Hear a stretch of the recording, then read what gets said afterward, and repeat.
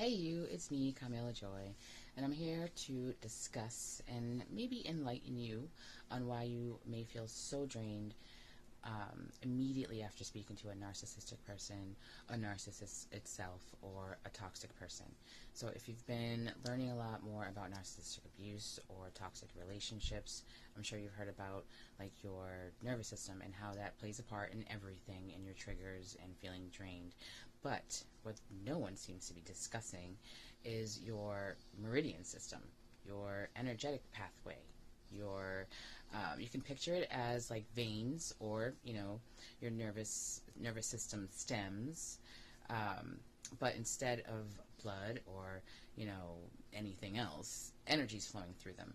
So when you're triggered through with PTSD or anxiety, that is playing a huge part in how you're feeling, like that uneasy feeling. Sometimes you'll tremble. So I'm going to explain the meridian system and how it connects to your nervous system and your emotions and your triggers. In traditional Chinese medicine, there are 12 main meridian pathways, and what meridian pathways are just, a system for your energy to circulate through and flow through, and each one is connected to your organs, and then they connect with each other. One's your yin, one's your yang, right? But what are energy pathways if they're without their centers, okay? Without their energy centers. So we're going to go through the energy centers and let you know why the specific way that toxic people and narcissistic people kind of alter you is usually in the same order, okay? And why you feel the way you do about specific interactions that you have with them. So this is your root chakra.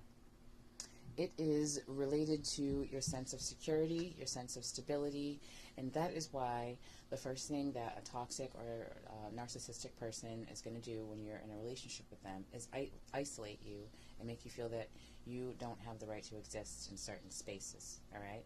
And then, if they do allow you to go to those certain spaces and be around those other people, they're going to suck as much joy out of that as they can, right? And if that doesn't work, they're going to try and embarrass you. Let me back up. This is your sacral chakra, where your joy and enthusiasm and vitality comes from.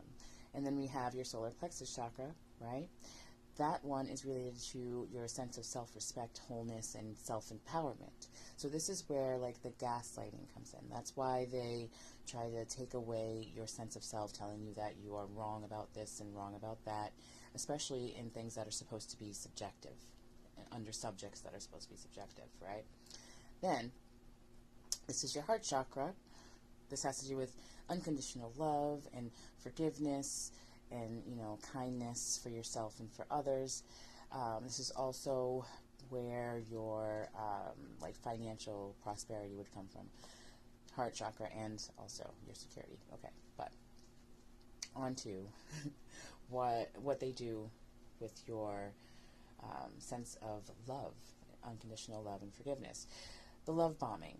So it's a consistent thing, so when you are being so affectionate and overgiving and extra kind to someone, usually with a toxic person, it's not kindness, it's just being nice, right? But that's why they do that so heavily, get you all swollen up in the heart so that you're not really thinking clearly, okay?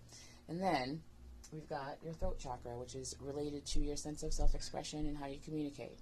This is why they stonewall you and start a conversation, usually like something that's going to solve or resolve a conflict between the two of you, but then they never finish it because now you're just clammed up in here, closing up that throat chakra, right? And then we have your third eye chakra, which is connected to your inner knowing. So again, this is how they will undermine your sense of intuition. So it's like, I know, I have a feeling I need to do this or that, and they'll say, you're so sensitive, you are overreacting, you're overthinking, blah, blah, blah, right? No. You're not. And then, another one, your sense of like spirituality and enlightenment. Usually there's some sort of like religious trauma involved with narcissism and toxic relationships that you've been in. Also, another another energy that gets affected by being isolated by someone and keeping you away from like your friends and family. This is what they do from top to bottom. So it's not you. Chakra is extremely important, especially if you've gone through all of these cycles already, because this is where they take your sense of self, like your spirit, okay? So you lose all connection to yourself is the most important thing. And this is where you're feeling lonely even when you're surrounded by other people, especially that person. So just wanted to let y'all know that, because I don't see anyone else talking about it when it comes to narcissistic abuse or your toxic relationships or, you know, heartache or being preyed upon in those close-knit sort of situations. If you got any good information from this video, do me a favor, subscribe, comment, let me know what was the most enlightening part, and if you need help with diving in and helping yourself like clear these energies and unblock the channels that belong to this, check out the description, because you can work one-on-one with me to clear your energy and, you know, become whole again.